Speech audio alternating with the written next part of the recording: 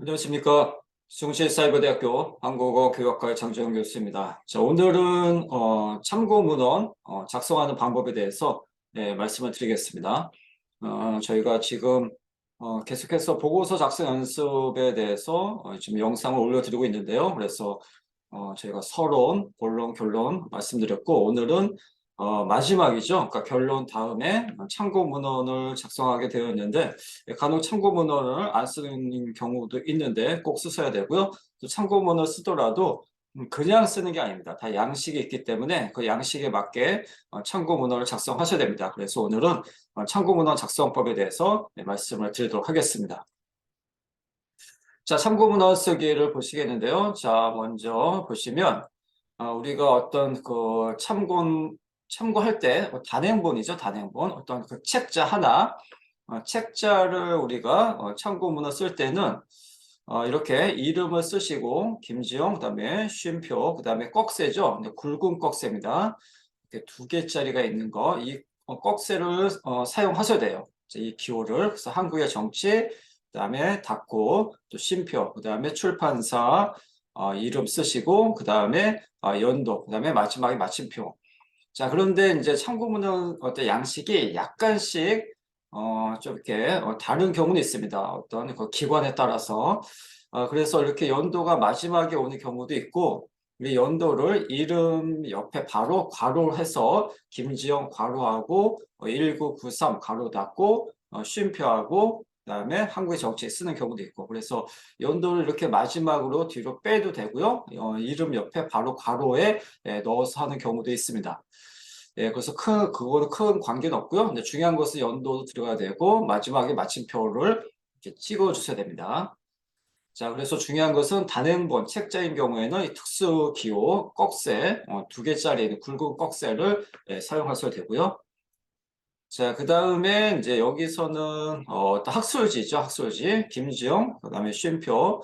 자, 여기는 그 학술지의 어떤 제목입니다. 제목, 어떤 논문 제목이죠. 초등학교 아동의 국어 교육. 그래서 이때는 꺽쇠인데 이제 위에는 단행본은 굵은 꺽쇠, 꺽쇠가 두 개짜리인데 여기는 이제 하나죠.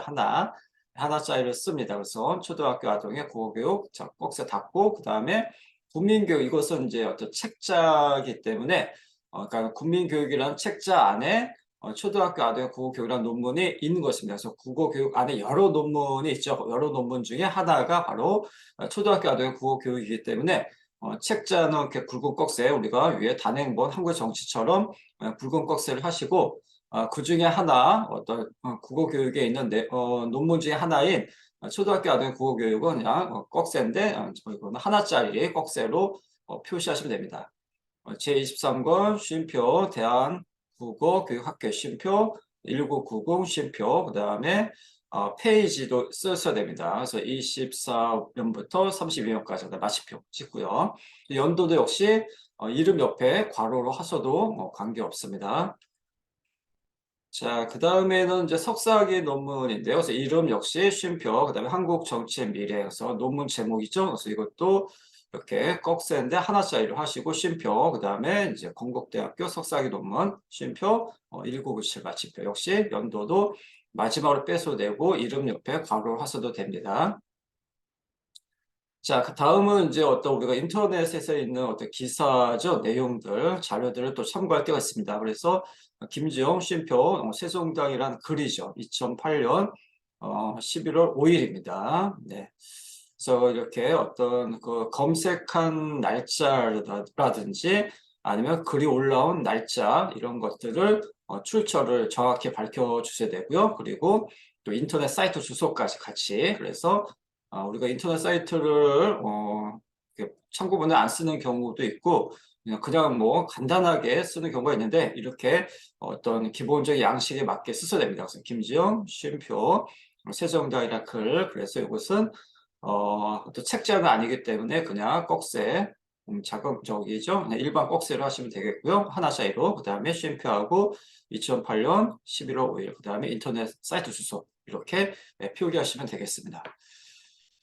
네, 자, 그래서 저희가 참고문헌 작성법 살펴봤습니다. 그래서 큰 틀은 있습니다. 그래서 크게 큰 틀이 있고 일단 이름을 먼저 쓰시고 그 다음에 계속 이제 쉼표하고 제목 쓰고 또 쉼표하고 그 다음 출판사 쉼표하고 연도 마침표 그 다음에 연도는 뒤로 빼도 되고 이름 옆에 쓰셔도 되고 자 이런 어떤 순서대로 참고문을 쓰시면 됩니다.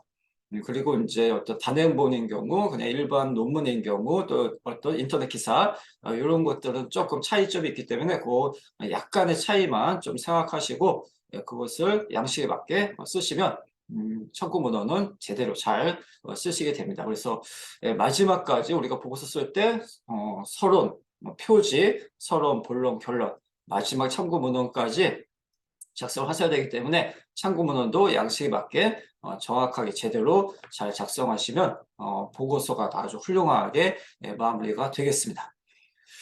네, 오늘은 참고 문헌 쓰기, 참고 문헌 작성법에 대해서 말씀드렸고요. 선생님들께서도 참고하셔서 학생들 보고서 작성하실 때, 연습시키실 때 이런 어떤 내용들을 알려주시면 좋겠습니다. 학생들은 그렇습니다. 학생들을 알려주지 않으면 학생들이 스스로 알기는 어렵거든요. 그렇기 때문에 알려주지 않으면 학생들은 잘 작성하지 못하고 대충 씁니다. 그렇기 때문에 제가 그렇게 하면 안 되기 때문에 정확하게 제대로 학생들에게 알기 쉽게 교육을 해 주셔야 되겠습니다. 네, 자, 그러면 오늘 영상 여기서 마치고요. 다음에 다른 내용으로 또 인사드리도록 하겠습니다. 네, 감사합니다. 안녕히 계십시오.